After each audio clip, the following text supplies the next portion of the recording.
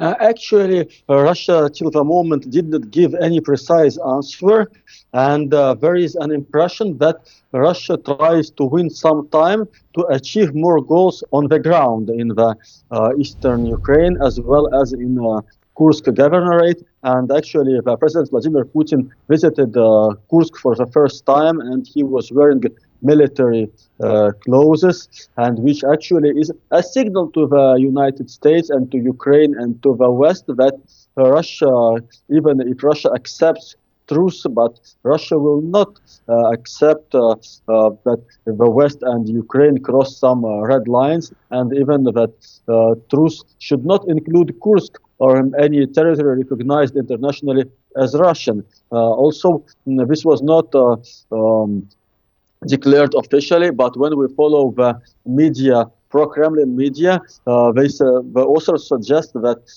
there should be no unconditional truce, but truce should imply the beginning of conversations within a month, probably guarantees that Ukraine will not get any weapons during the truce, etc.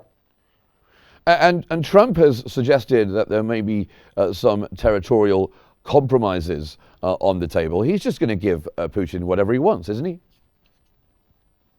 Actually, Trump understands that Ukraine will never get to its borders as it was during 1991 when the Soviet Union collapsed, or even to 2022 when the war started. So, and now actually, Trump understands, and he, as a businessman, he is a pragmatic man, that Russia will not withdraw from the territories which were joined to Russia in 2022, and that the maximum compromise that might be achieved is a ceasefire on the separation line.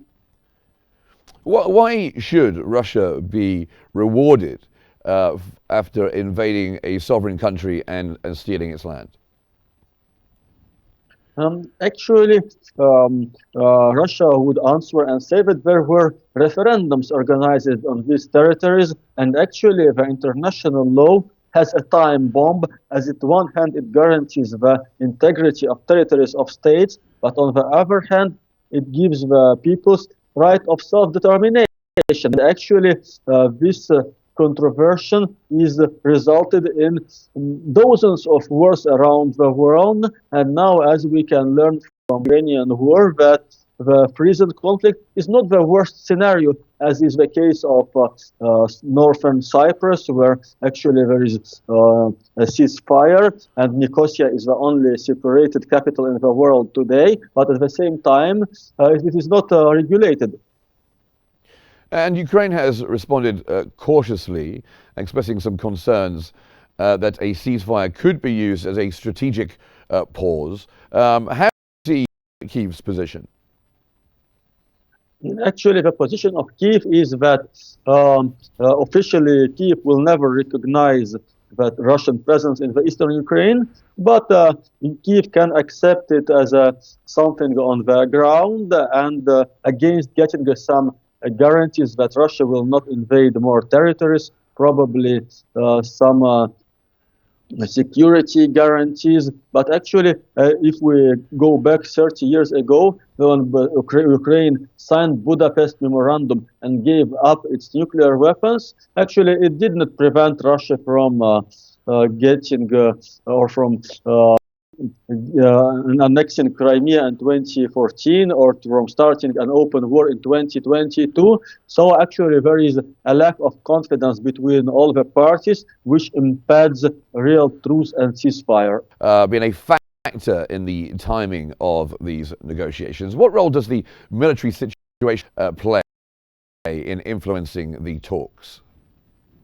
Actually, Russia considers that it has to be strong on the ground in order to be also strong in negotiations. And actually, Russia now is racing in a race with time to get more territories under its control in Kursk and in Ukraine as well. Now beyond Ukraine, there are operation on energy, particularly regarding European gas supplies. Does that play a role in the broader negotiations?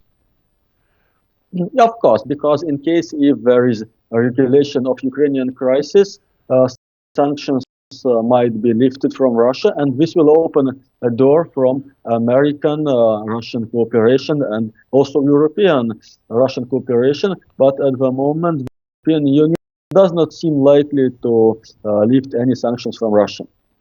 And if this ceasefire doesn't happen, if it doesn't materialize, where do we go from here?